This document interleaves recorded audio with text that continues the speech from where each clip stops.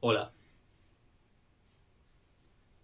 Año 1789. España es una de las grandes potencias de Europa. Con un territorio que ocupa todos los continentes y una de las armadas más grandes del mundo, España lo petaba bastante en esta época. Y en este momento, el mayor enemigo de España era Gran Bretaña, otro imperio europeo con una gran armada y colonias por todo el mundo. España había luchado varias guerras contra Gran Bretaña, y durante estas el mayor aliado de España había sido Francia. Francia y España en esta época eran los mejores aliados del mundo. Esto era principalmente porque los dos odiaban a Inglaterra, pero también ayudaba que el rey de Francia y el rey de España eran familia. Los dos eran de la dinastía de los Borbones, lo que le daba un vínculo muy fuerte a los dos países. Estoy seguro de que esta gran amistad entre Francia y España durará muchos años más y que los dos países seguirán siendo amigos por siempre jamás.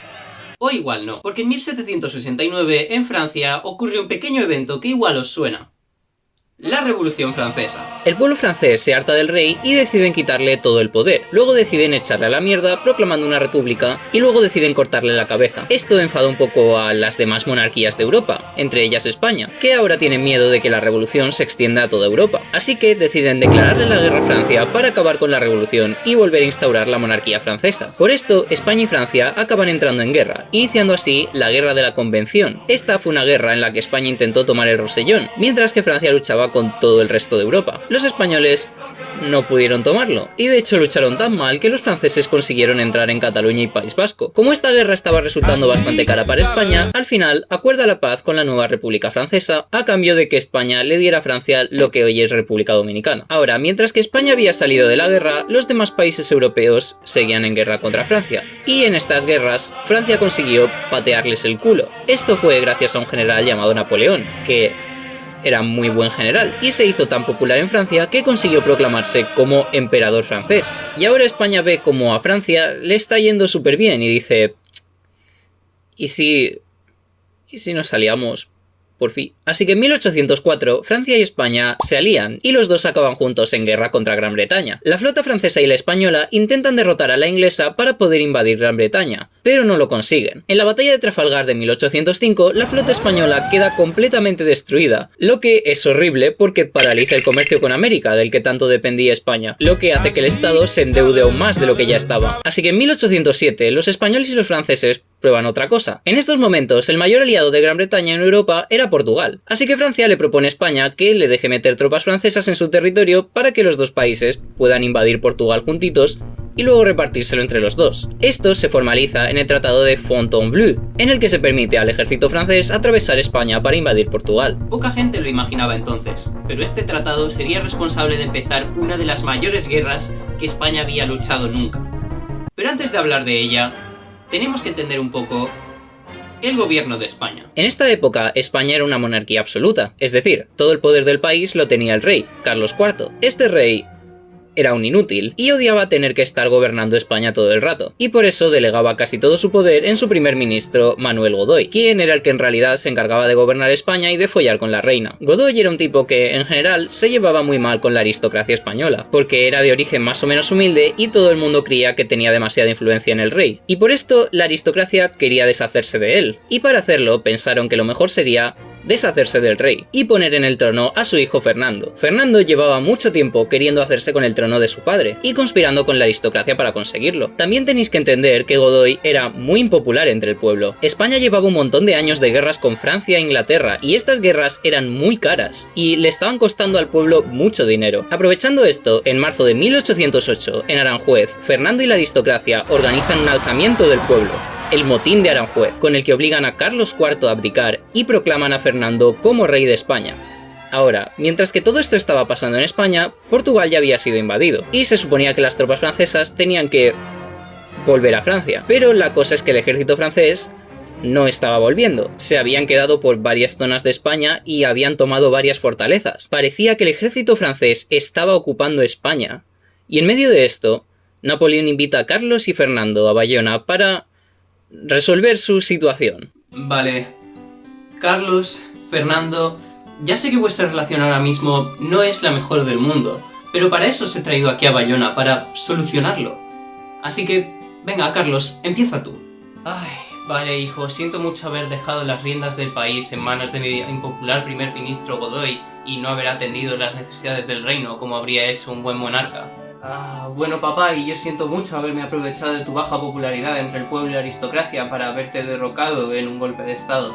Vale, ahora que todos estamos dispuestos a colaborar, podemos empezar con la reconciliación. Pero antes esperad un momento que tengo que ir al baño a mear. ¿Eso era el pestillo? No creo. Fernando, eso era el pestillo, nos han cerrado.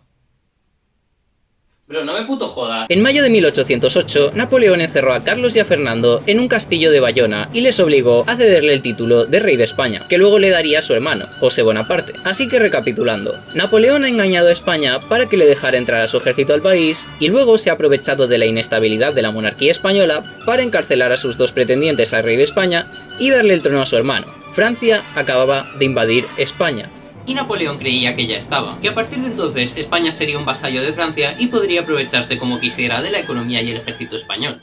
Pero esto no fue así. Las tropas francesas se tenían que mantener a costa del pueblo español, que recordemos no estaba en la mejor situación económica. Por esto, poco después de que los franceses llegasen, empiezan a haber revueltas contra ellos. El pueblo español no quiere al ejército francés. Sabiendo que el rey Fernando está siendo retenido por los franceses y queriendo defender la independencia de España, el pueblo madrileño se levanta en armas contra los franceses el 2 de mayo de 1808. Los madrileños intentan expulsar a los franceses de la ciudad como sea, pero fracasan, y son víctimas de la brutal represión del ejército napoleónico. Sin embargo, este alzamiento se hace famoso en toda España. La brutalidad de las tropas francesas hace que el odio de los españoles al invasor aumente. En los próximos días se producen más levantamientos populares por todo el país, iniciando así la Guerra de Independencia Española.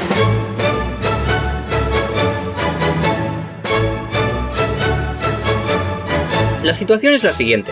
El gobierno de España está ahora bajo control del ejército francés, que ha colocado a José Bonaparte como rey de España, pero pronto las ciudades sublevadas empiezan a crear juntas para gobernarse, y en septiembre estas juntas se juntan en la Junta Suprema Central, que sería el gobierno que usarían los españoles. O sea que ahora tenemos dos Españas, una controlada por los franceses y otra independiente. Sin embargo, no todos los españoles lucharían contra los franceses. Durante la guerra, muchos españoles, sobre todo al principio, se pondrían del lado de los franceses. Estos eran sobre todo liberales que sabían que los Borbones eran subnormales y creían que José Bonaparte no sería tan mal rey. Sin embargo, la mayoría de españoles apoyaron a la Junta Central. Estos eran los llamados patriotas, y durante la guerra lucharon constantemente contra el ejército francés, con su objetivo último de liberar a Fernando VII y devolverle su legítimo trono. Tenéis que entender que al principio de la Guerra de Independencia, Francia seguía en guerra contra Gran Bretaña, y como el enemigo de mi enemigo es mi amigo, ahora los ingleses y los portugueses empezaron a ayudar a los españoles a echar a los franceses de la península. Poco después del alzamiento de Madrid, la mayoría de ciudades consiguen rebelarse contra los franceses. En julio de 1808, el ejército español consigue derrotar a los franceses en la batalla de Bailén, liberando así casi toda España del poder francés. Tenéis que tener en cuenta que, mientras que todo esto pasaba en la península ibérica, Francia seguía luchando en varias guerras contra las demás potencias europeas. Pues el ejército francés lo estaba pasando tan mal en España que el mismo Napoleón tuvo que ir a la península en noviembre de 1808, enviando a su gran armée para derrotar a los españoles. Esto en principio fue muy bien, porque Napoleón era un puto amo de la estrategia. El ejército francés vuelve a controlar gran parte del territorio español. Sin embargo, a los pocos meses de entrar en España, Austria le declara la guerra a Napoleón, por lo que este abandona la península para centrarse en derrotar a Austria. Durante los próximos años, el ejército francés controlaría la mayoría de la península, con una ocupación brutal del país. En este contexto, los españoles sabían que en una batalla a campo abierto no había mucho que pudieran hacer contra los franceses, porque el ejército español era casi inexistente. Y por eso, durante toda la Guerra de la Independencia, los españoles usaron lo que se llama guerra de guerrillas. Es decir, obviamente, los civiles no podían cargarse a toda una división militar ellos solos, pero sí que podían sabotear sus suministros. Podían hacer pequeños ataques por la noche para retirarse rápidamente al monte. Podían sabotear comunicaciones del ejército francés. Fueron estas tácticas las que permitieron a los españoles luchar contra los franceses aun estar superados en número. Después de la gran ofensiva de Napoleón, la Junta Suprema tuvo que refugiarse a Cádiz por el avance del ejército francés. Y fue ahí, en 1810, que la Junta Suprema convoca Cortes. Representantes de todas las regiones de España viajan a Cádiz para decidir sobre el futuro del país. Estos diputados de todas las partes del imperio serían los que se encargarían de gobernar España hasta que la Guerra de Independencia pudiera ganarse. Cada diputado de estas cortes se podía clasificar en tres corrientes: los absolutistas, que defendían que España debía seguir siendo una monarquía absoluta, los liberales, que estaban muy influenciados por la Ilustración y la Revolución Francesa, y defendían conceptos como la soberanía popular y la separación de poderes, y los moderados, que defendían un poco de ambas, un liberalismo conservador con un poder compartido entre el rey y las Cortes. Desde 1810, las Cortes de Cádiz llevaban haciendo leyes para acabar con el absolutismo, pero no fue hasta 1812 que las Cortes por fin aprobaron la Constitución de 1812, también conocida como la Pepa, porque se promulgó el día de San José. La primera constitución en la historia de España, la Pepa garantizaba el derecho a voto de todos los varones mayores de 25 años, la separación de poderes y la igualdad ante la ley de todos los ciudadanos. Además, declaraba la religión católica como la oficial de España y le daba muchos poderes al rey, que podía vetar leyes y que en ese momento seguía captivo en Francia. Con esta constitución, las Cortes esperaban que llegase por fin a España una época de libertad y modernización, una vez la Guerra de Independencia acabara. En verano de 1812, Napoleón inició su campaña más ambiciosa hasta la fecha, la invasión de Rusia. Con tropas de todos los rincones de Europa, el ejército francés intentó capitular al gran país.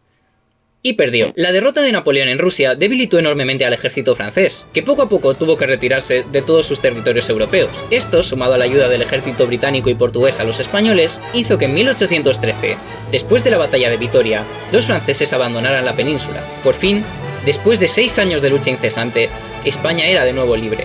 Con la retirada de los franceses y la rendición de Napoleón, Fernando VII, el rey deseado, es liberado de su cautiverio y puede volver a reinar España. Por fin la guerra había acabado. Ahora solo quedaba que el rey aceptara la Constitución, y una nueva era de libertad y progreso empezaría en España. O no del todo. La guerra de independencia había dejado España completamente endeudada, y los saqueos de las tropas francesas y también de las inglesas habían destruido gran parte de la industria española. Además, aprovechando la inestabilidad en la península, muchos americanos se habían rebelado contra el dominio español, buscando la independencia de las colonias. Y por si esto fuera poco, cuando Fernando VII volvió a España y fue recibido con celebración y admiración por el pueblo, ignoró a las Cortes, se negó a aceptar la Constitución y volvió a instaurar una monarquía absoluta. Durante los próximos años, España tendrá que enfrentarse a todos estos problemas. ¿Conseguirá el imperio recuperarse de la guerra de independencia y volver a los días de gloria pasada? ¿O quedará España fragmentada y debilitada, incapaz de hacer frente a todos estos nuevos desafíos? La B. Sí, más que nada la B. Bueno, eso es todo, hasta luego.